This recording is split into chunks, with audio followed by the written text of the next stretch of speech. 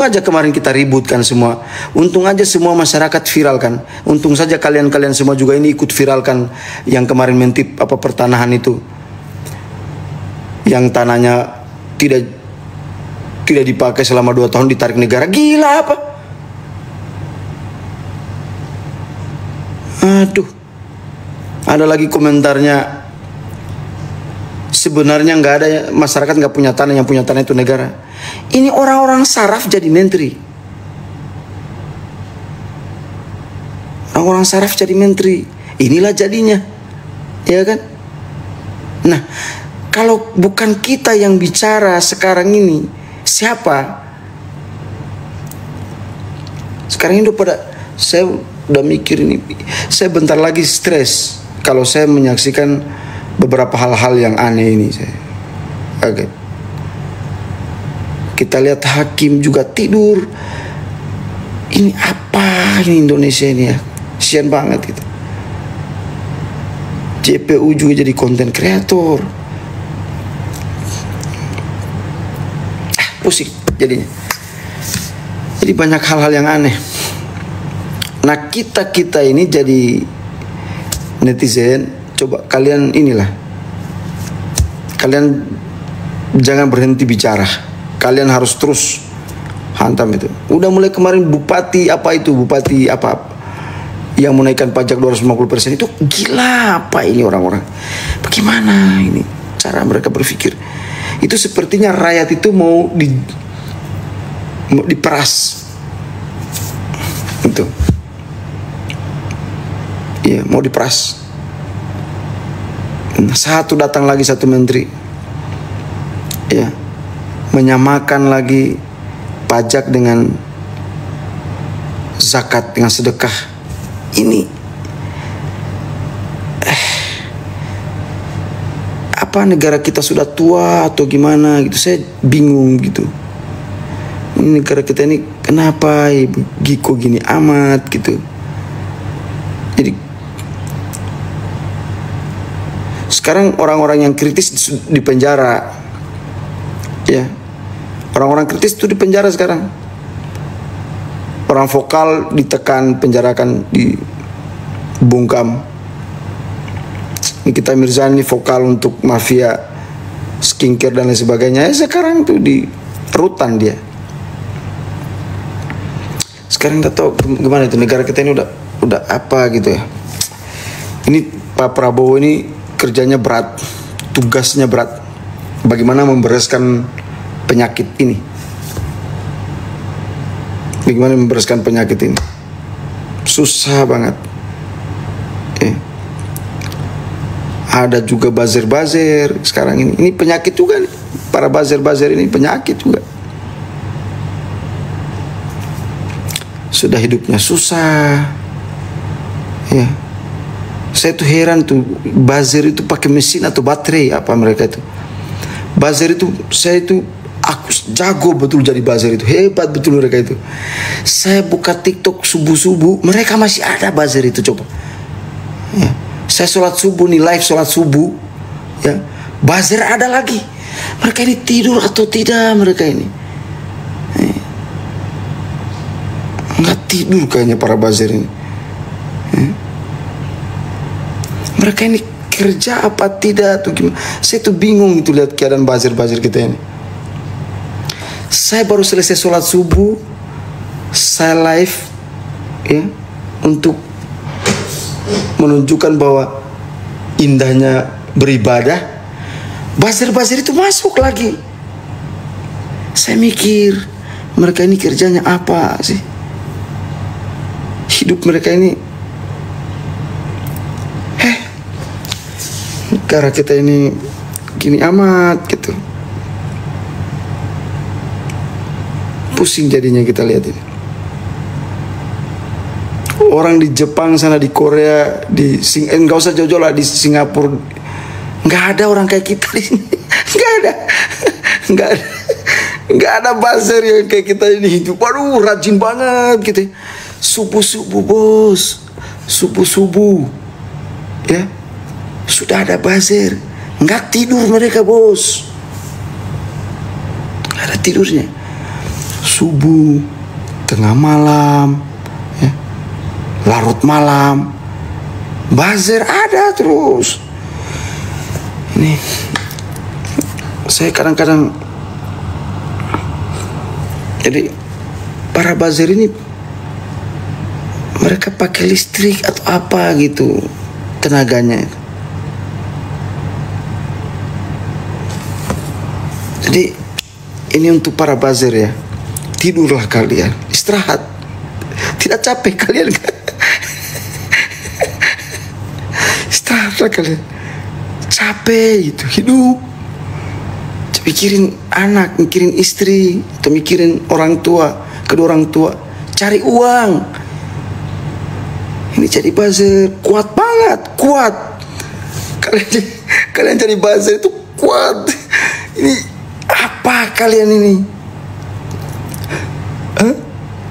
Hidup buzzer. Aduh ampun.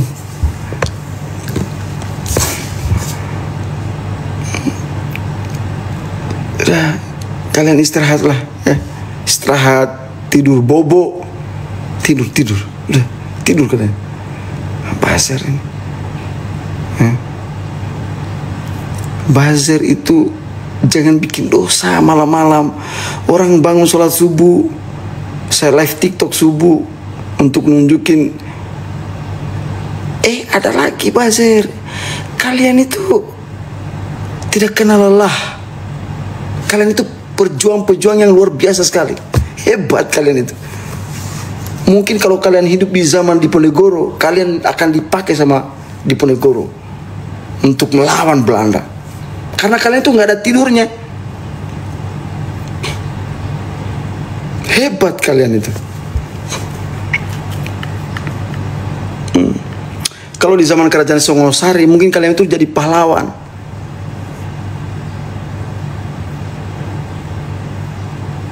Pahlawan kesiangan.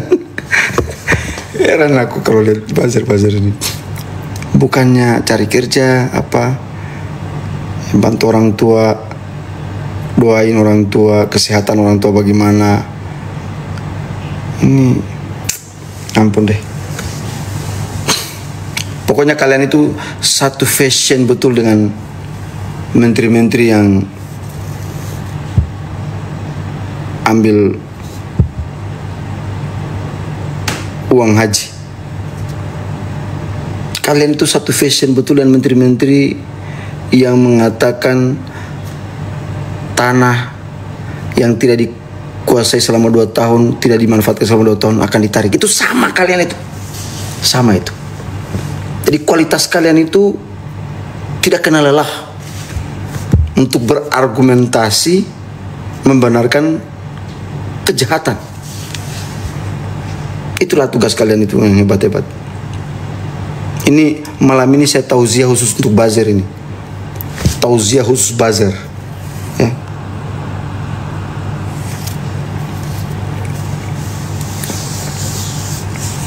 Jadi begitu ya. Oke. Untuk sekarang ini kita doakan siapapun yang nonton live saya malam ini, saya doakan kalian menjadi orang-orang yang semangat terus, sukses, dapatkan rezeki dari yang tidak disangka-sangka, menjadi orang baik ya. Selalu menjadi orang baik, selalu membantu orang yang lemah, selalu membantu orang-orang yang membutuhkan ya. Jangan jadi buzzer ya. Saya doakan kalian jangan jadi buzzer. Carilah kehidupan yang baik-baik saja ya, biar hidup kalian itu tenang. Saya juga doakan yang umat Islam ya, yang nonton ini, semoga kalian mendapatkan rezeki dari arah yang tidak disangka-sangka dan bisa haji dan umroh. Itu mantap ya. Jangan suka sakiti orang lain. Oke. Saya ini sekarang jadi ada yang telepon, jadi terputus live-nya.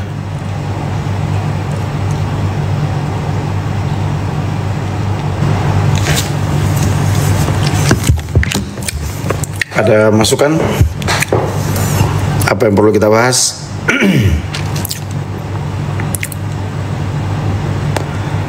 Pak tolong NM. Ya kita tolonglah Rudi.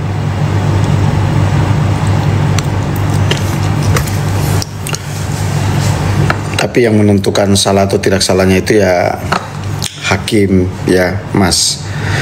Jadi kita hanya bisa memberikan langkah-langkah di luar jalur pengadilan.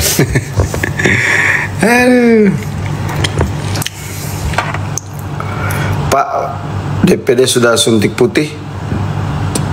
Belum, baru pakai filter putih.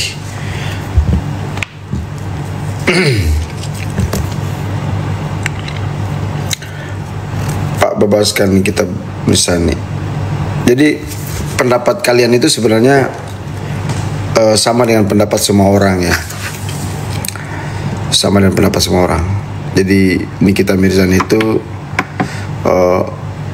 tidak salah.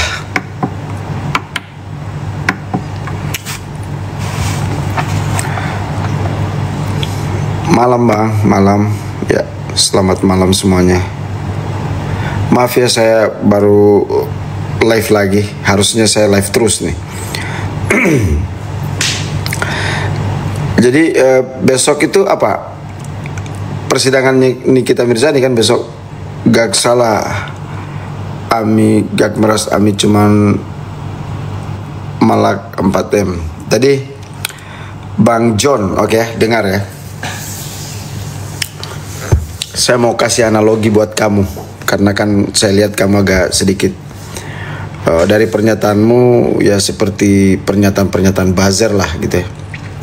Tapi saya akan berikan kamu satu pendekatan yang lebih logis daripada sekedar kasus yang beredar. Gini, andaikan kamu ya seorang yang ingin melawan gembong narkoba ya, penyebar narkoba, penyebar obat-obat terlarang, obat-obat ilegal ya. Kamu melawan gembong narkoba misalnya, lalu menyampaikan daya kritis kamu terhadap gembong narkoba tersebut, atau kamu melawan gembong narkoba tersebut, kamu ingin memberantas narkoba tersebut, lalu si pengedar narkoba atau gembong narkoba berusaha mencari kamu untuk membungkam kamu dengan uang. Lalu si gembong narkoba laporin kamu karena dia sudah kasih kamu uang. Di penjara kamu. Tapi gembong narkobanya itu nggak diapa-apain.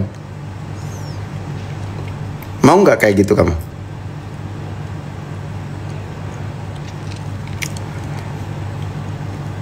Adil nggak kamu kayak gitu? Senang nggak?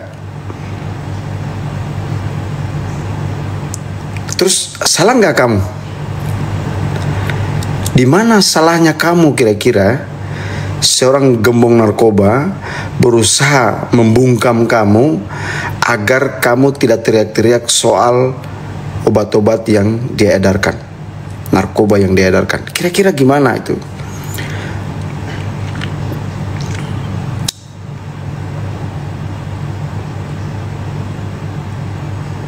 Ya, pendekatan yang lebih umum seperti ini sajalah. Pendekatan yang seperti yang kayak gini aja. Kira-kira kamu bisa jawab nggak? Mau nggak kamu di penjara kalau, maksud saya gini lah, kita di tengah negara ya, di tengah bangsa yang sedang kita perjuangkan ini ya, di tengah negara sistem ya yang tengah kita perjuangkan ini,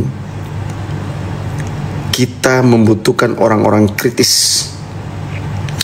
kita membutuhkan orang-orang yang vokal di semua bidang.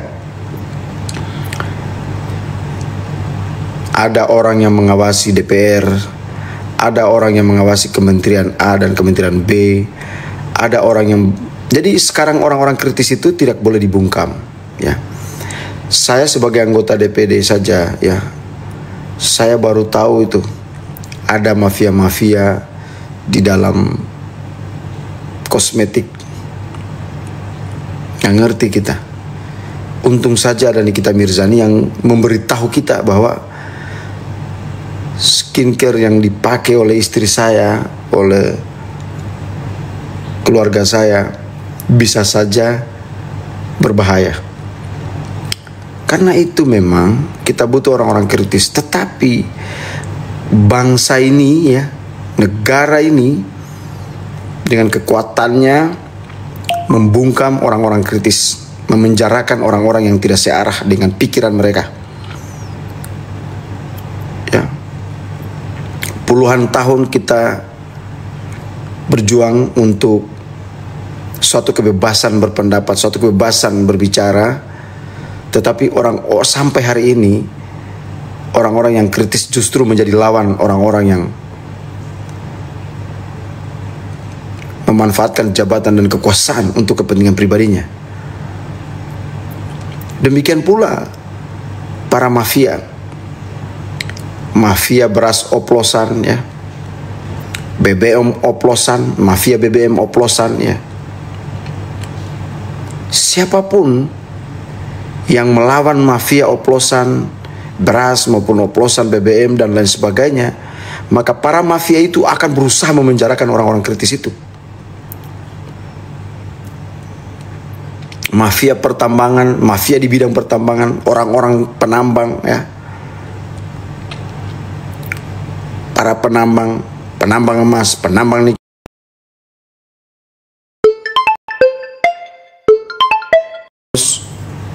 Dia datang.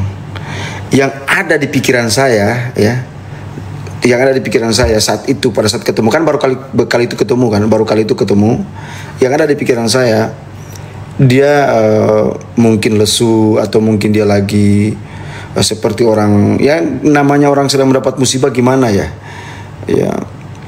Tapi orang itu kuat sekali gitu. Maksudnya datang dengan tetap senyum, dengan tegar, ya, dengan jiwa yang besar, datang dengan orang yang benar-benar saya ketemu. Ini orang lagi di dalam penjara, di dalam tahanan, tapi kok tegar betul gitu. Dia santai, kemudian dia menyapa saya dengan bagaimana seseorang yang tidak bersalah gitu. Jadi bagaimana orang yang datang dengan penuh keyakinan bahwa dia tidak bersalah.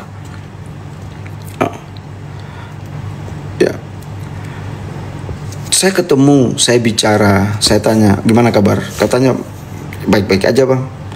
Ya terima kasih bang sudah bantu saya gitu. Oh iya, saya mengiya. Ya.